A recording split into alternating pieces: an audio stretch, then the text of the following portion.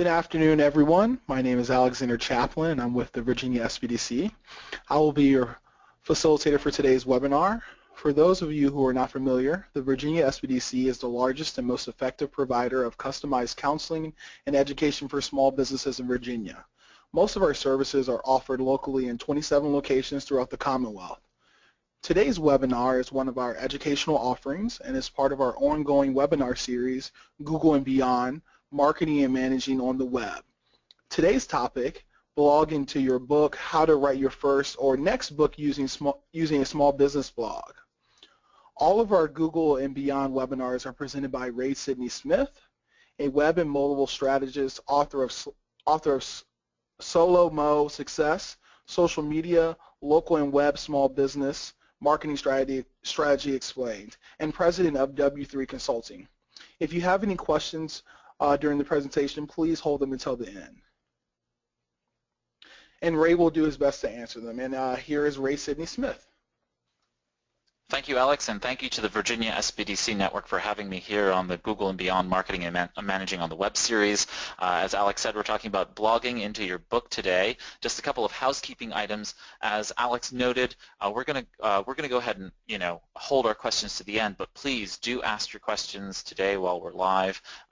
Think of your questions, write them down, and ask them in the question panel, and we will do our best to answer those in the end. If you have questions after today, my email address will be on the title, on the final slide, so you'll have my email address, but you can also tweet at me at W3 Consulting, hashtag it beyond Google, and I'll know what you're talking about and be happy to answer those questions. As well, follow at Virginia SBDC, and that way you can keep in touch with the other educational offerings and other programs of the Virginia SBDC network, the offices around the state, so go ahead and follow them on Twitter, and feel free to tweet at them.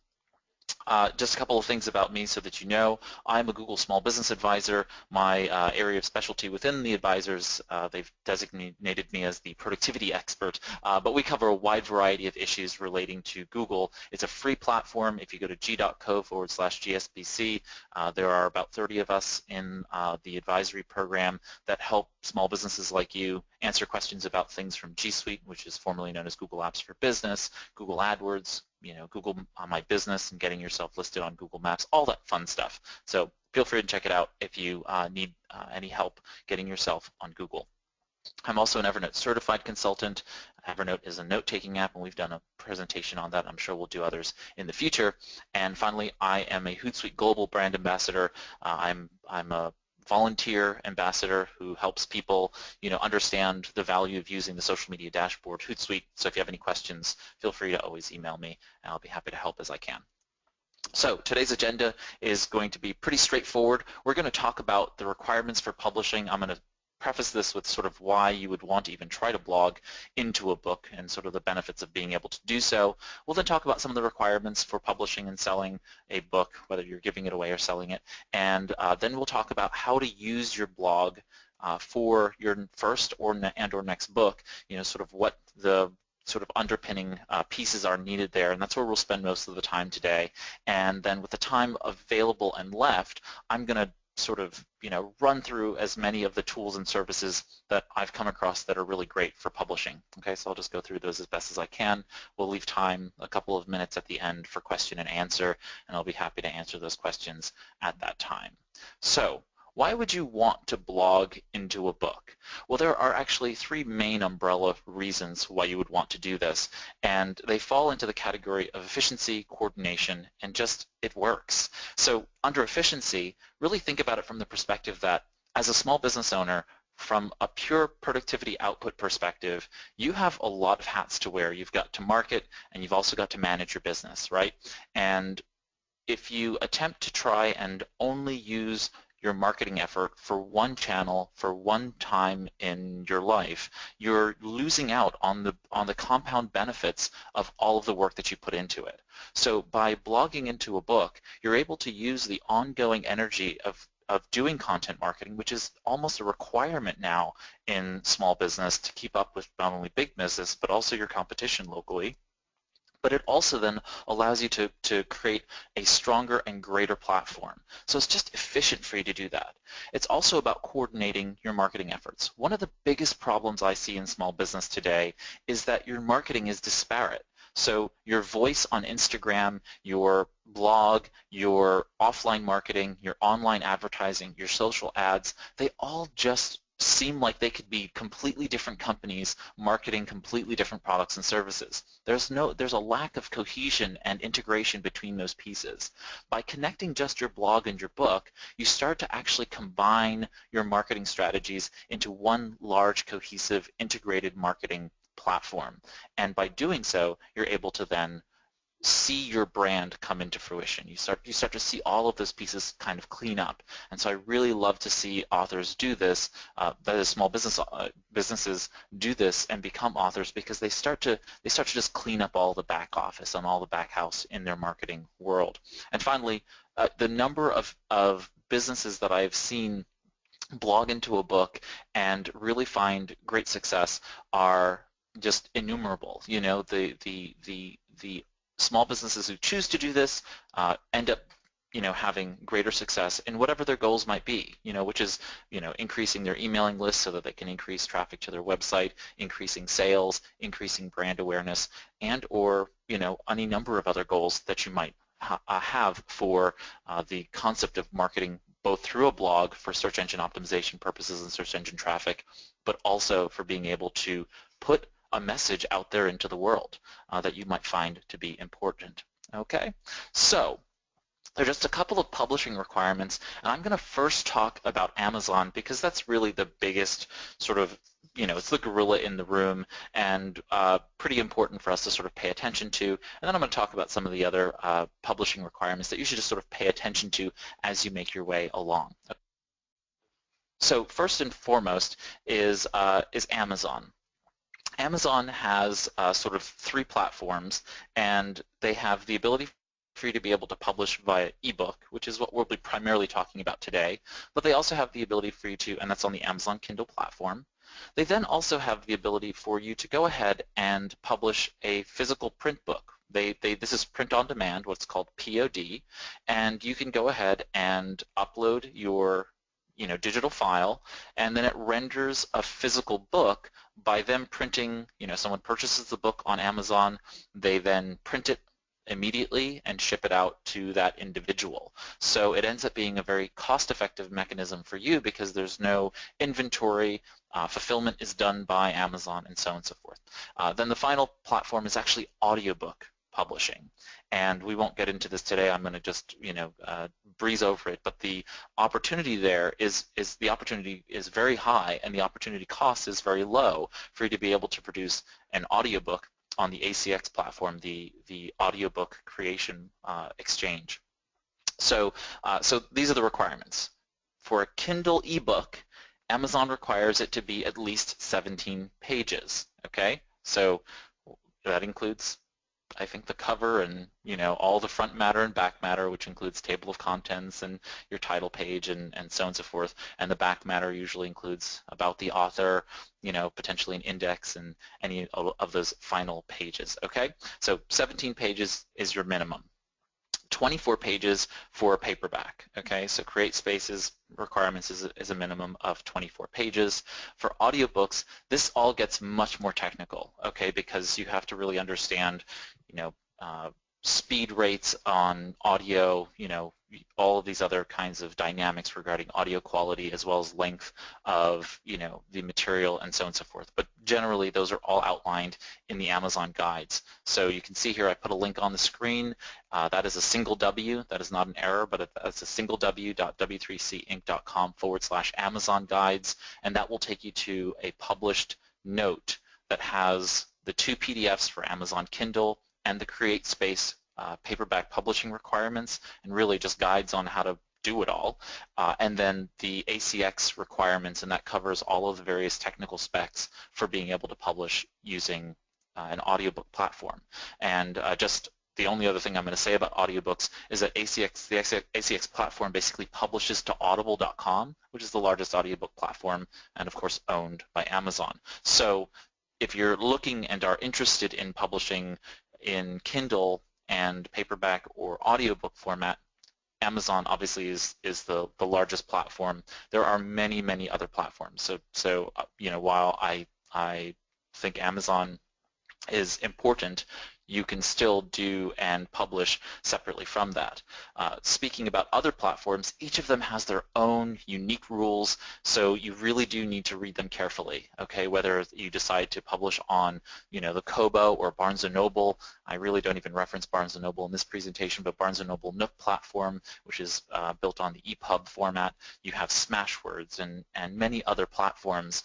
They all are very unique in the way in which they both create their books for their own platform and distribute them, whether that's through their own app or being able to syndicate that or distribute what we call distribution out to other platforms.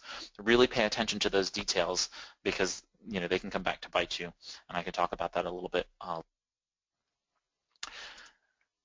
Next is sort of the only thing I'm going to talk about, and unless people have questions about this as well, is the concept of the ISBN. The ISBN is basically a serial number that is registered to a specific book, okay?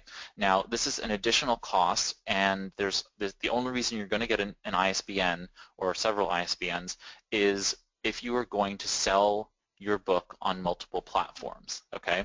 So if you're only going to sell on Amazon, you probably do not need an ISBN because they're going to issue you their own number called an ASN for the Amazon serial number, and you won't need one. But if you plan to sell on multiple platforms like Barnes & Noble and Amazon and, the indie book platform and so on and so forth, then you will need your own ISBN.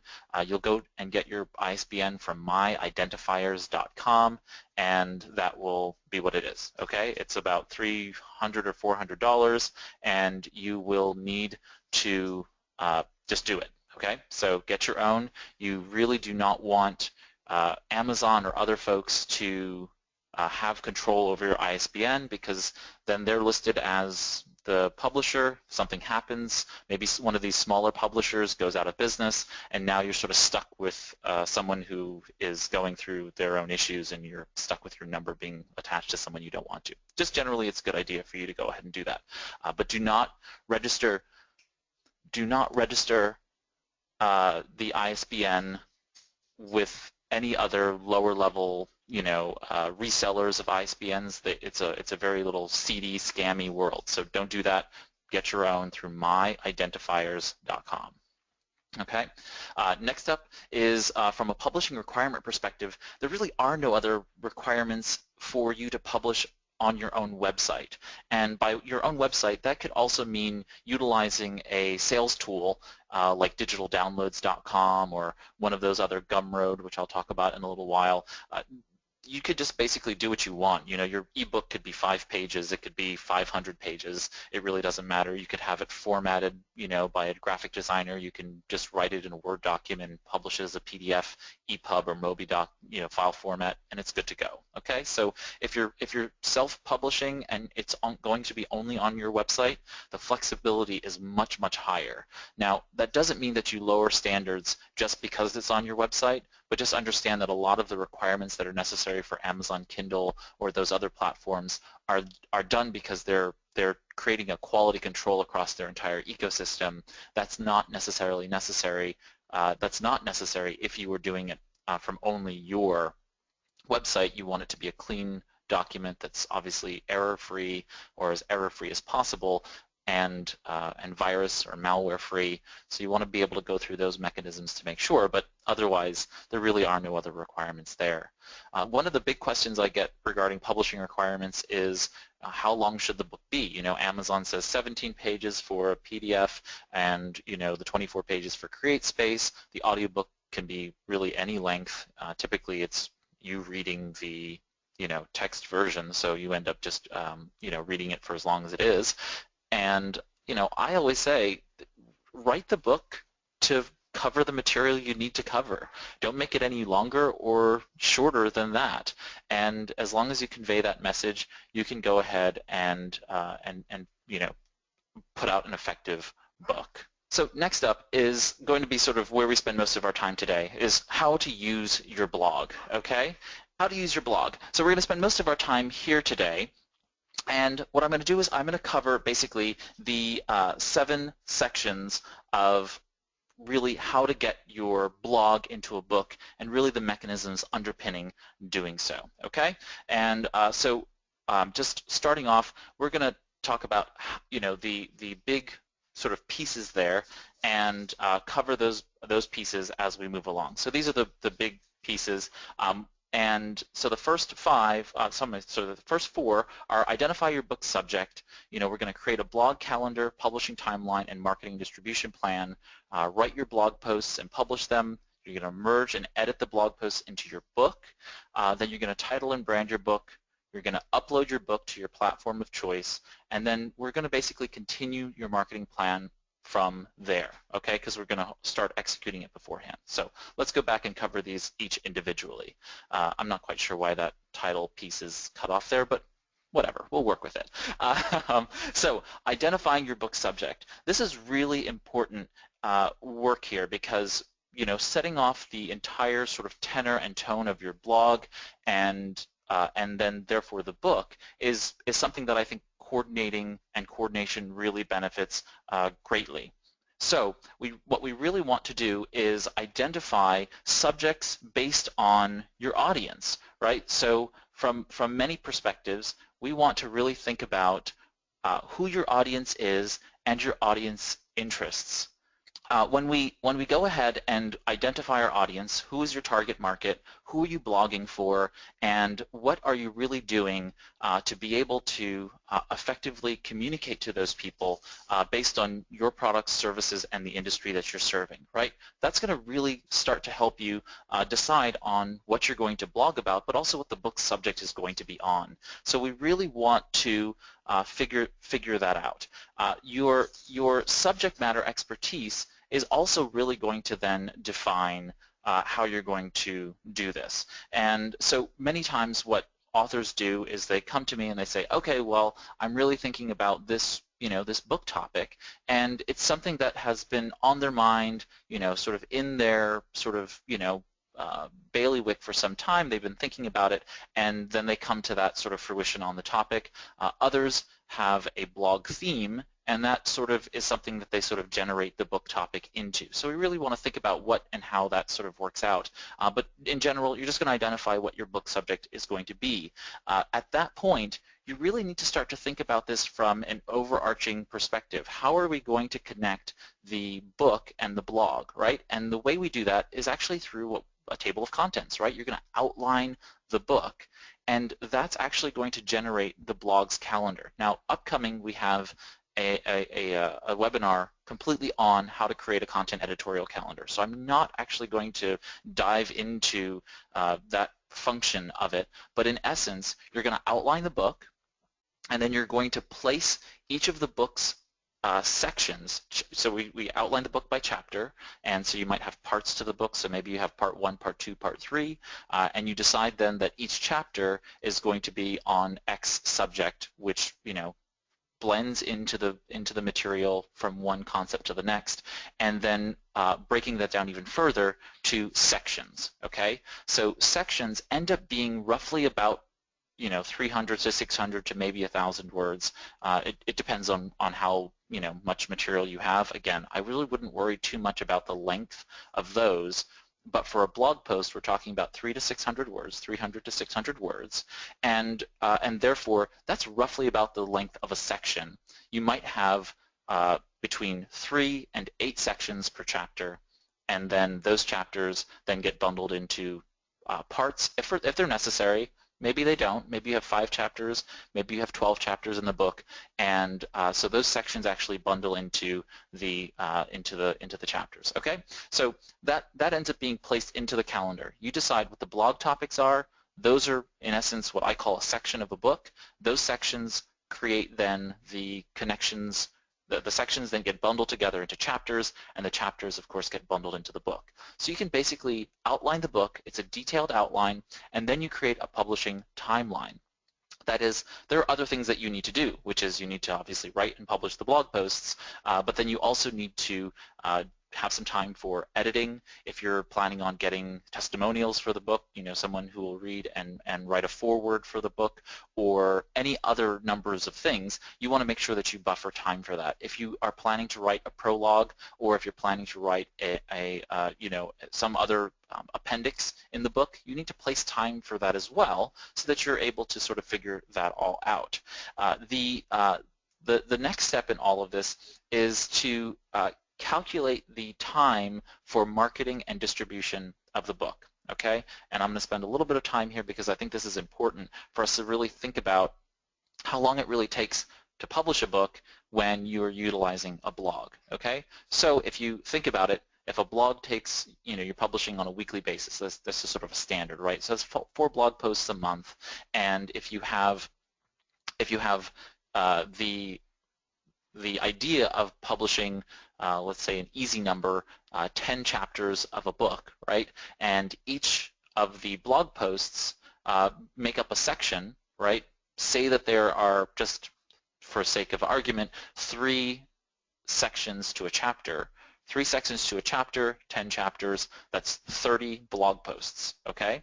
That roughly means that if you blog once a week, it will take 30 weeks before you have the requisite content to then be able to publish, okay? And so I can't do the math in my head, but 30 weeks ends up being, roughly a little more than a half a year.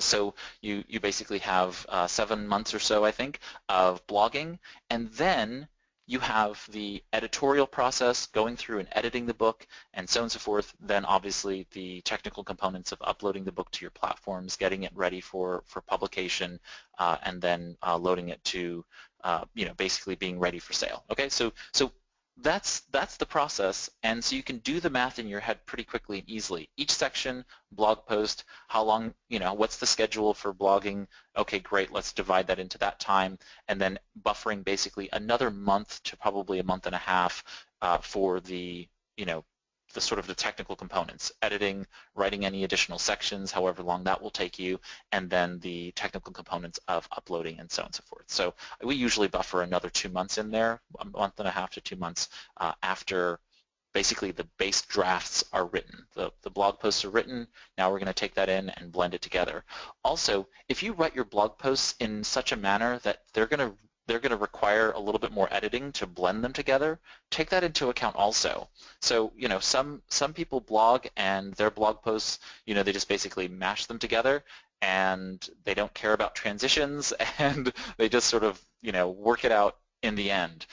Some people, write with the consistency to blend one into the next, where they talk about the upcoming blog post, and therefore there's an easy transition between those pieces, and that can be helpful. So keeping that in mind can actually save you a lot of time down the road. It just depends on whether you want to, do that work on the blog, during your blog writing, or at the end in an editorial process, okay, in an editing process. Okay, so when it comes to the marketing and distribution plan, you're talking about 3 to 6 months before publishing the book. You're going to really start the process of marketing, okay?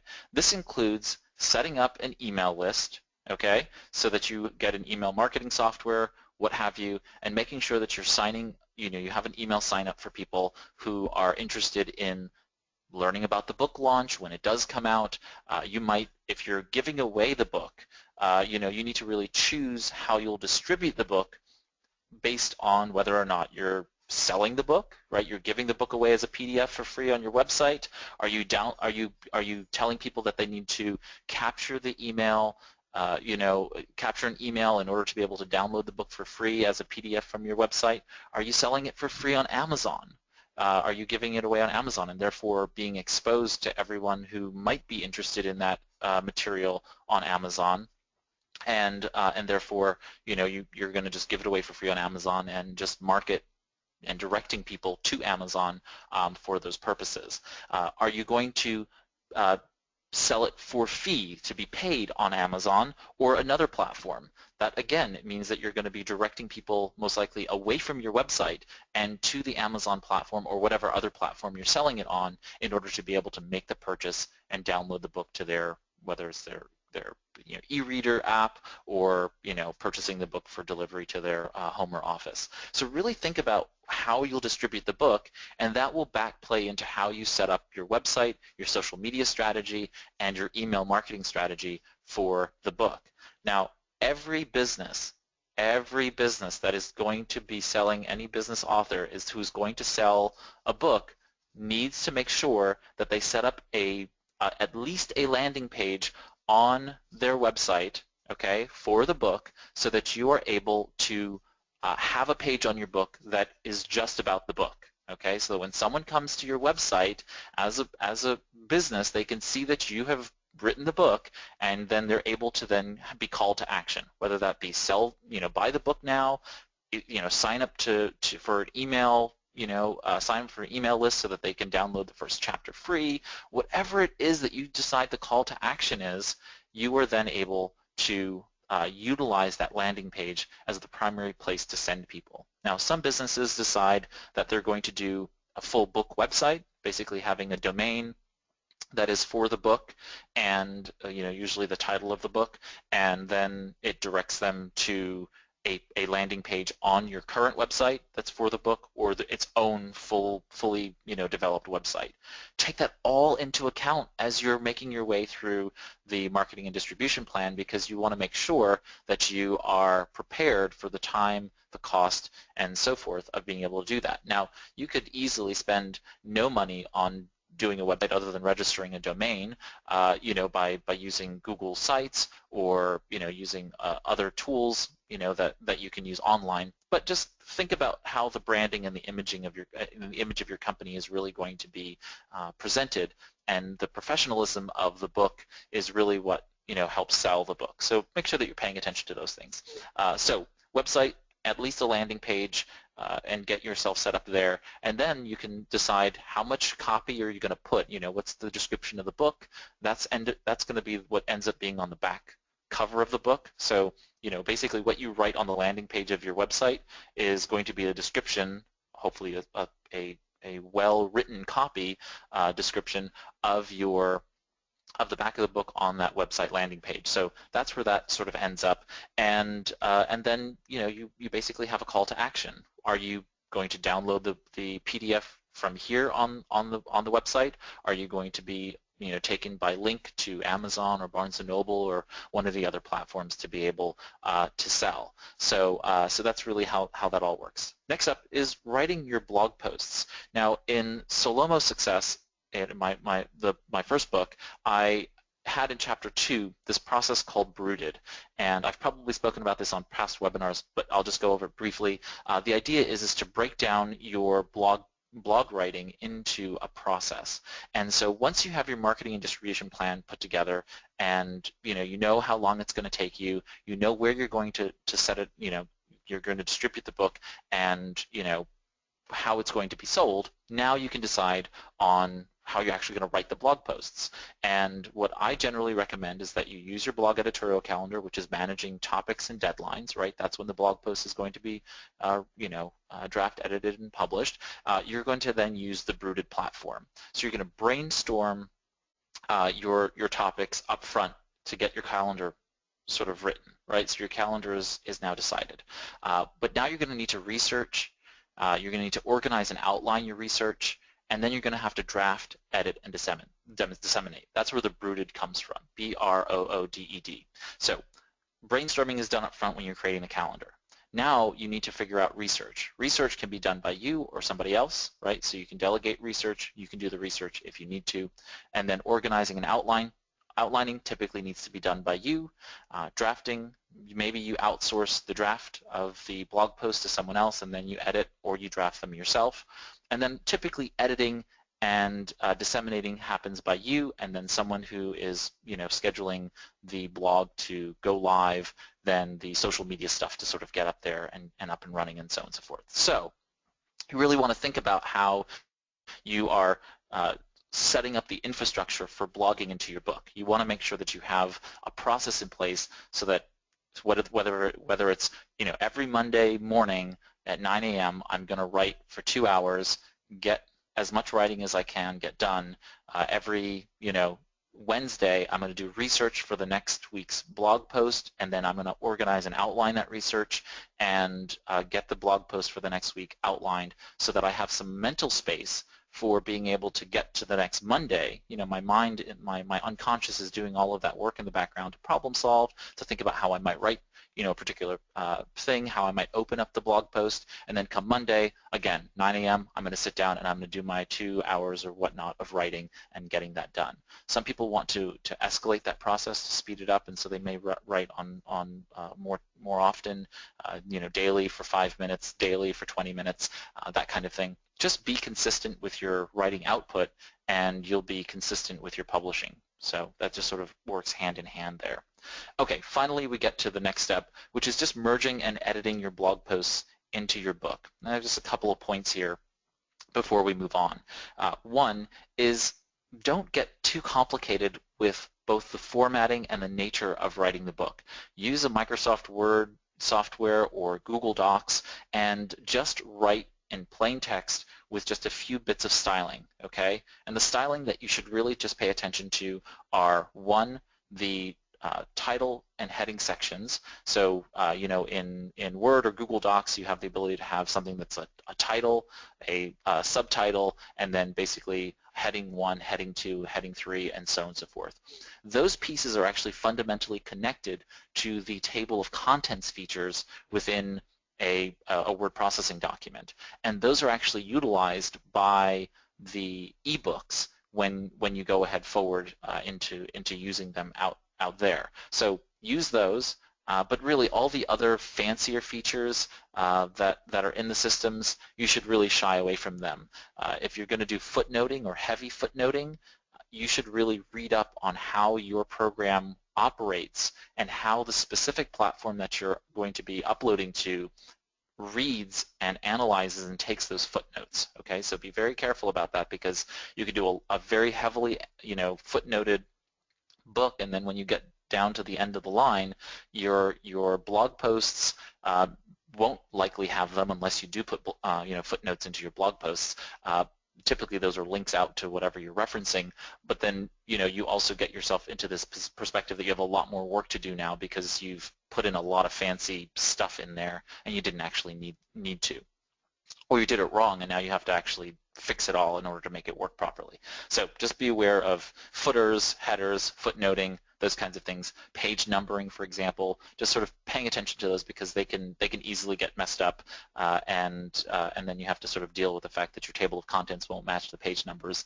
That's actually something that in our first run of Solomo Success, we tried and we still ended up with page numbers that were slightly off because CreateSpace and the Amazon CreateSpace platform didn't have, or we didn't read the instructions well enough, I suppose, and so there were actually, you know, a couple of pages off between the table of contents and otherwise, and you know, we had to go ahead and correct that. So be aware of those little tiny things. You need an editor. Okay, so when you're merging and editing your blog posts, you're going to get it done into a final draft state, or at least a draft state, and you will need to either find a colleague or a husband or wife or spouse, you know, a really smart son or daughter, somebody who you can find to volunteer to read your writing once you've gone through and edited it to the best of your ability, or you need to go ahead and pay someone to read and edit your book so that it matches both style, grammar, and punctuation and spelling errors, those kinds of things. You cannot really depend solely on a Microsoft Word or a Google Docs, you know, spelling check and grammar check. They will not catch everything, and you will, you know, inevitably find errors in it. So really have a real live human, you know, edit the book, and just figure out whether or not you can find someone who's willing to do it for you, or paying someone to do so. Okay. Just a couple other items to be aware of under sort of the caveats of when you're in this process of writing both the blog post but also into the ebook. Make sure that your hyperlinks are both valid, and that if you're going to do multiple versions, for example, if you're going to have an ebook and a paperback version, well, the ebook can have hyperlinks, right? You click on a link in a digital document, it will open up a web page typically.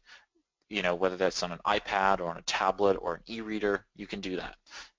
But if you then take that same document and just upload it to CreateSpace or another platform that's going to print on demand, well, those links are just going to be underlined text, and they will not be clickable because it's a piece of paper that someone is looking at.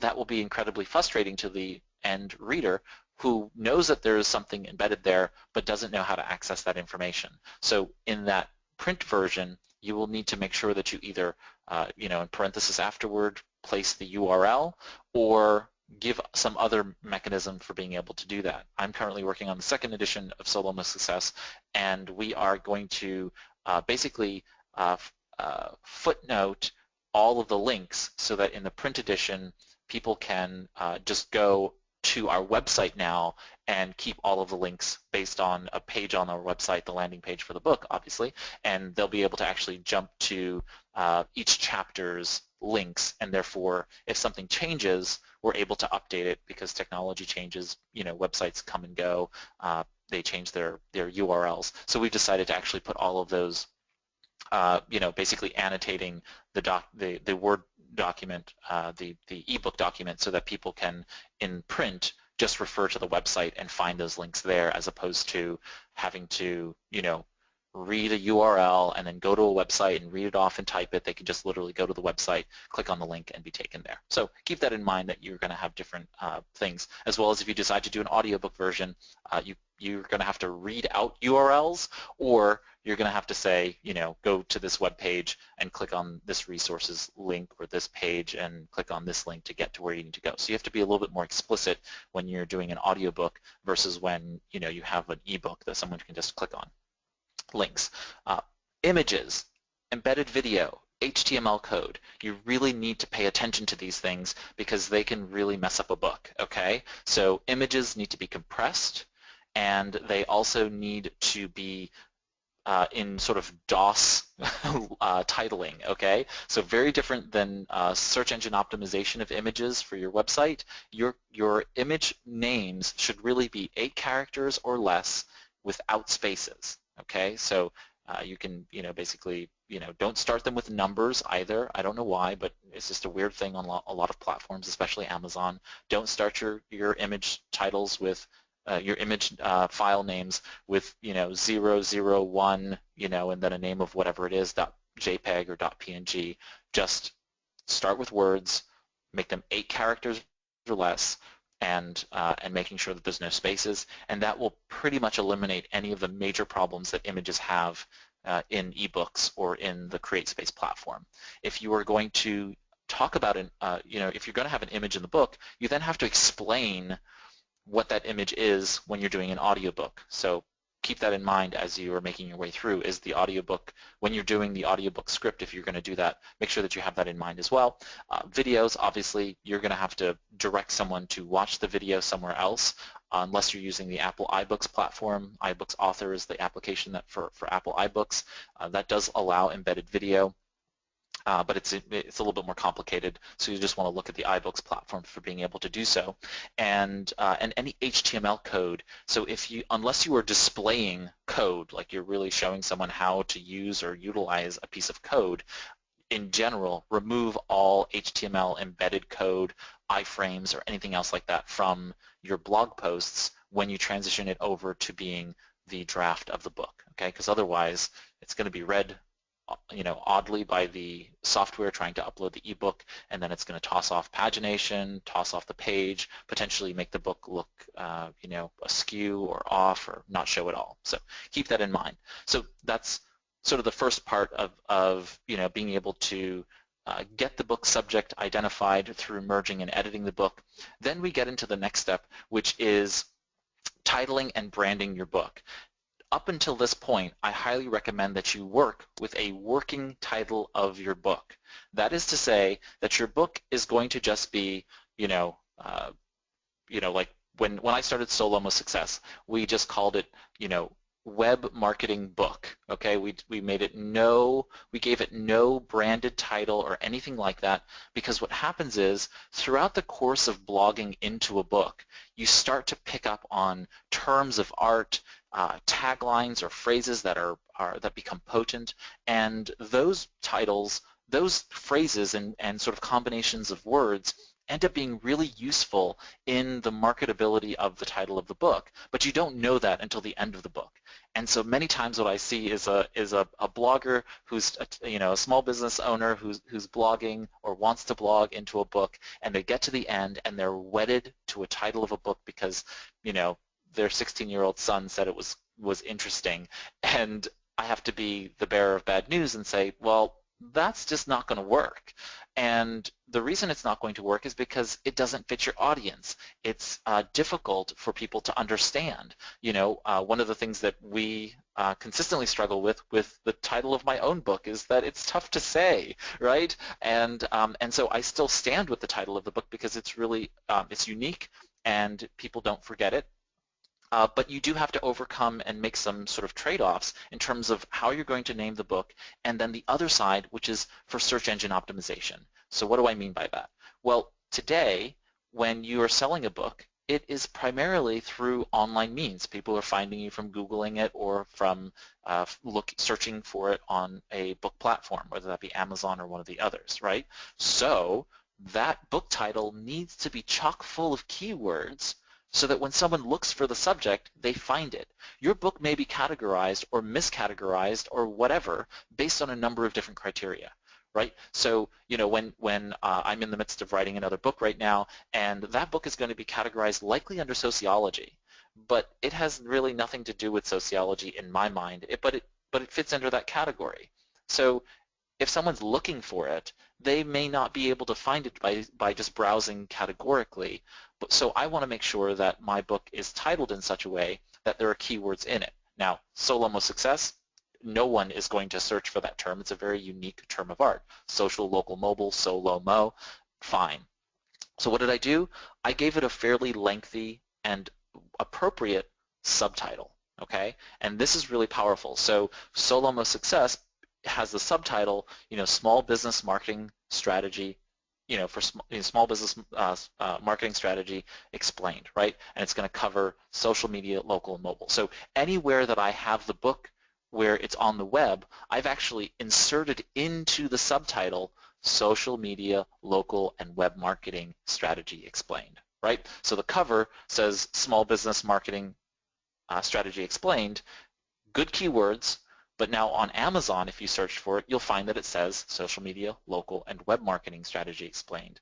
So it's got the small business in there. It's got the terms that people are going to search for in quite a number of combinations, so that people are going to do that, as well as the actual marketing copy, the copy that's going to be in the Amazon description, the copy that's going to be on my website, and the copy that's going to show up on the back cover of the physical print book. So those are all cohesively stuck together. And so really think about how you're going to title and then subtitle the book so that you are both, the book is marketable, it's short and sweet, easy to say, right? So you want it to be, 1, 2, 3 words of, sort of like that kind of easy thing to say, and then maybe a subtitle that covers the search engine optimization parts. Now, this is all very, malleable. Your books may be by its nature titled in such a way that it just works, and you don't have to. Next, you're going to upload the book to your system, and that's going to require you to do a couple of things. One is you're going to need to hire a designer or create a book cover yourself. So when we're dealing with an ebook, it's really only a book cover because that's all that's necessary. When you're doing a paperback edition, those require not only the cover but the binding, the spine of the book, and then the back cover. Okay, so you really have to have all three of those pieces designed, and usually it's designed all as one because it's one sheet of paper or one piece of cardboard that then is bound around the book. So think about how you're going to design that. Kindle has their own book Cover Creator, which is a free tool in the system for you to be able to design a cover. So you can do that, and lots of the other platforms and services also have book cover creators or tools for you to be able to create those. And I'm going to talk about some of those tools very shortly as well. One final note about getting your book branded and uploaded to your platform of choice is to make sure that the branding is consistent with your business. As I said at the top of the webinar, it's sometimes very easily recognizable from the outside, but not easy when you're doing it, doing the book yourself, is to recognize that your book should look like your company and match your company's brand. There should be a natural connection between the two, because if you're selling a product or service, even if your book is the product or service, it should still be connected to your company and potentially to the, well, most definitely, if you're selling the book for authority or credibility, then it definitely needs to look like your company so that people know that your products and services are connected to that. So that they come to your website, they see a cover, they see your logo, they see your website, your business card, and other marketing collateral. They should see it all fit together. It should all look the same. It should look like your blog's, design. They should all feel, connected. And then we get along to the idea of the marketing plan. So at this point, 3 to 6 months in, you've created a marketing plan, and I'm not going to get into that. You can develop a marketing plan for the book. How are you going to get your word out there, whether that be through online advertising, social advertising, email, marketing if you have an email list for people. Is it going to be offline marketing? Are you going to do some talks in your community and tell people about the book once it launches? You need to start getting all of those pieces set up 3 to 6 months before the book is published, like I said, and that way, once the book goes up on the platform, you have all the underpinnings of everything ready to go. So day one, if it goes out on September 1st, well, guess what? By September, 2nd, 3rd, 15th, you already have your stuff going out so that people are capable of finding it, purchasing, and so on and so forth. If you're going to do one of the giveaway platform pieces on Kindle, then you've already got that set up and you're prepared to be able to do it. Okay, so at this point I want to talk about some tools in sort of the last 10 minutes or so, and like I said, I'm just going to go through these pretty quickly, and you can jot them down, ones that you feel like you want to check out for future purposes. Okay, so first up is the Amazon KDP. That is the Kindle Direct Publishing Platform. You can find that by going to kdp.amazon.com, and that's where you will be able to find how to upload a file to Amazon. They accept HTML basically a Microsoft Word or a Google Docs downloaded Word format document, and some other formats, but those are your primaries, and those probably are the best ones to upload. So that's the Amazon KDP. If you're doing an audiobook, that's going to go up to Audible. ACX is the platform. Like I said, it's the Audiobook Creation Exchange, and that's at acx.com. So I highly recommend you check that out. And like I said, if you go to the Amazon, the w.w3cinc.com/Amazon guides, all three of the guides for these, KDP, ACX, and CreateSpace, are there in that link. And then, of course, CreateSpace.com takes you to the paperback publishing platform for Amazon. And like I said, I'm focusing here on Amazon purely because they're the big, sort of the biggest one. That doesn't mean that I necessarily support Amazon and their views on publishers, on publishing. But next up is Gumroad. Gumroad is a digital sales platform, and a lot of authors use them because it's just super simple and easy. They are a very nice interface, and you can set up a page, throw up your book, get your content ready to sell, and it's just ready to go. So if you're selling a book, Gumroad's a great vehicle for doing that. You can just put a link to your Gumroad page on your own website, and then people can go out there and do it, okay? Otherwise, if you're doing, a free PDF book for people to download, you're probably going to put that on your own website and utilize an email software that will, have people sign up before receiving the free PDF ebook or whatnot.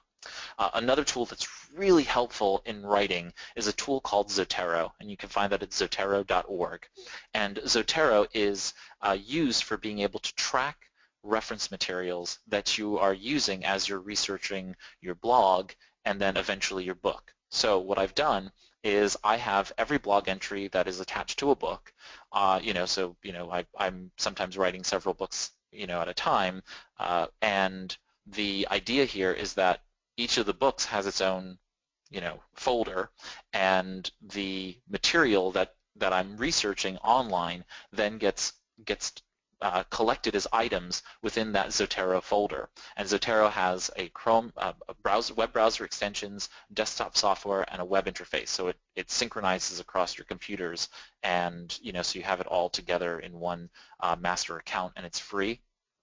And so you can just basically, on the fly, I can create my entire bibliography for any book just by selecting a folder and saying, create a bibliography, right? And so now my book bibliography is done like that, because all I had to do was just go to Zotero, and because I'm blogging consistently, I'm researching and collecting in Zotero consistently while I'm blogging, I'm able to then capture the entire bibliography in one fell swoop without a problem. Okay, really, really helpful. And that really helps in the future. Like in Zotero, I can say, oh, you know what?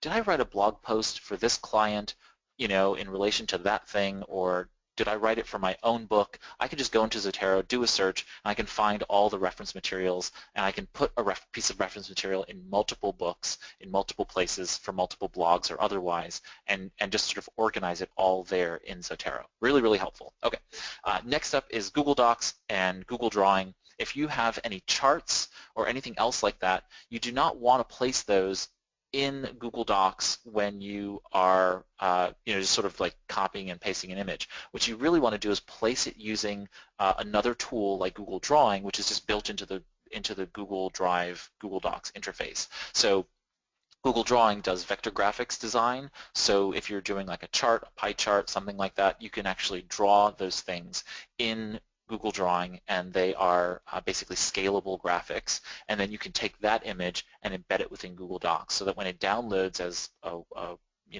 .docx or .rtf file, you're now seeing a file that is appropriately set up, although you may need to still compress the images, and I can answer any questions you have about that, but you may need to still compress images, but for the most part, it usually gives me a clean file to upload to Amazon versus copying and pasting from Microsoft Paint or any other of those preview on the Mac or anything like that, where it may not actually give you the appropriate file. Google Docs does a very good job of rendering those files, at least in their appropriate format, even if you need to still compress them to a small enough size for the upload platform to accept it. Canva is a free tool, and if you use any images in the platform, I think it's $1 per image that you use in your own images. But if you want to do your own book cover at Canva, just go to canva.com, create a free account. You'll go into the system, and there'll be an option for a book cover. You choose the book cover, and they have templates. You can just fill in your book title, subtitle, and your name, and then you can create your book cover. Just download it from there. If you're not using any images on Canva, so they have some free images, but most often than not, the images you want to use are basically $1 per image that you use, and so you can use those and then download it, and it's good to go. It's licensed so that you'd be able to use it, and you're good to go there. If you do need other stock photography images and you can't afford maybe Dreamtime or iStockPhoto or one of those other stock photography sites, or you don't have your own imagery, which I highly always recommend to businesses, is to take your own photographs. If you are savvy enough or have a photographer who's taken pictures for you, use your own images. That's a great way to do it. Another option is Pixabay. Pixabay is a free, royalty-free stock photography platform, so you can find free images there if you need images. Then there's Calibre. Calibre is a conversion tool, so it not only is it an ebook reader, but you can convert from one platform, one file format to another. So if you have an ebook that you produce through a tool and it's in .mobi, well, you can then convert that to EPUB and then to another file format if you need to. So Calibre is very, very helpful for being able to convert files. If you're writing fiction or a very involved book and with very different things, you might want to blog directly within WhyWriter, which is a free tool on Windows, or Scrivener, which is a paid tool on Mac OS X and Windows, and those actually do things by modular writing. So if you find yourself like, sort of interested in blogging in a much more modular capacity, writing a blog post here and writing a blog post there, and then, sort of putting those pieces together, Scrivener and WhyWriter really do help you write in a modular fashion. So you can write your blog posts in those tools, and then you can, in essence, rearrange them inside of Scrivener and WhyWriter, and that way you can sort of organize within the writing tool itself. So you can recreate your outline in a way, in that way. Okay, some other platforms that are of varying levels of prices and so on and so forth. You can do books for free on Smashwords. You can pay for publishing and distribution on LeanPub, BookBaby, and Lulu. So those are pretty much the four big ones that I know of. BookBaby comes from the original inventor of CD Baby, the guy who was selling music online and producing CDs for independent artists. So BookBaby's out there for independent authors, and so all of them range in terms of both by fee and also in the way in which they operate. So LeanPub has its own editing platform, so you actually can write your own book directly on the LeanPub website, or upload it from Git, or upload a Word document or otherwise. BookBaby, you upload the document. They have a tool that helps you, if you're getting an ISBN or not getting an ISBN from outside of them, which I recommend.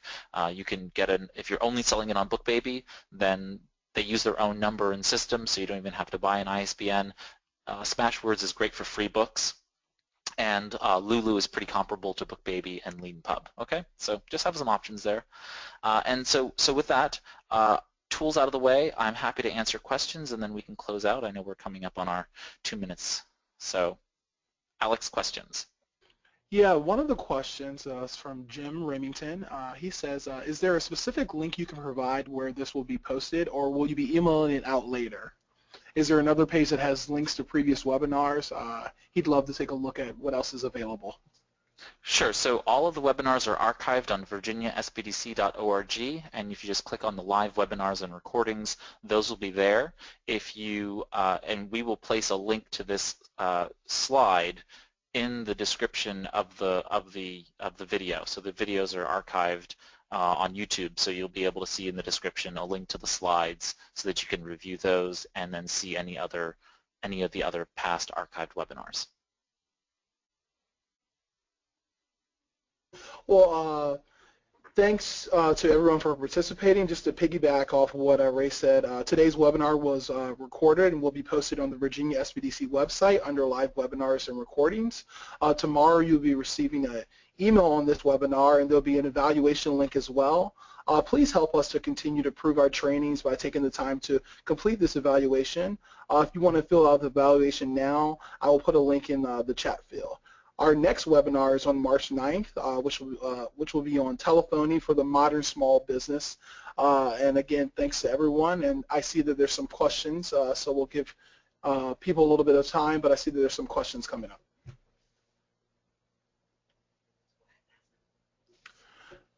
So Ray, one of the questions we have is, excuse me, Elizabeth has two questions.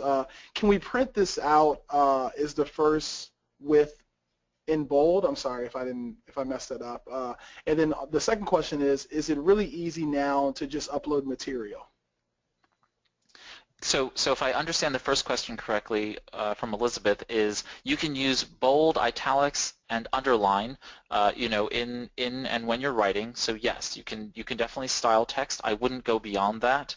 If you're going to do superscript, subscript, any amount of special characters, whether that be foreign language or otherwise, really look at the specific platform in terms of how those are being done.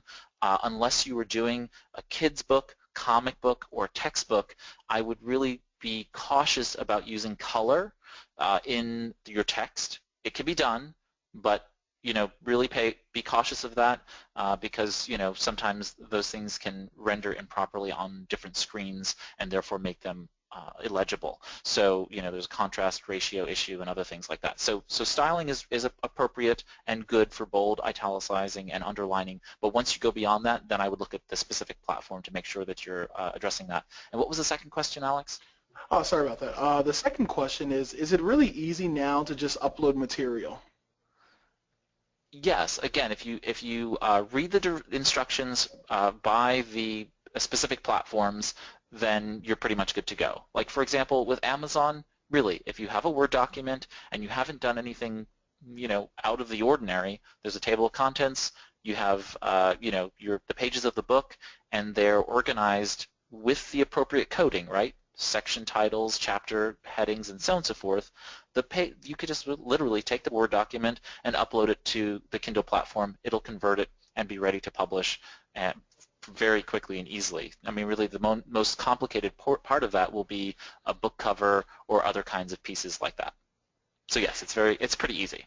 All right. If there's any other questions, if not, I just want to thank everyone for their time, and thank you, Ray, for another successful webinar.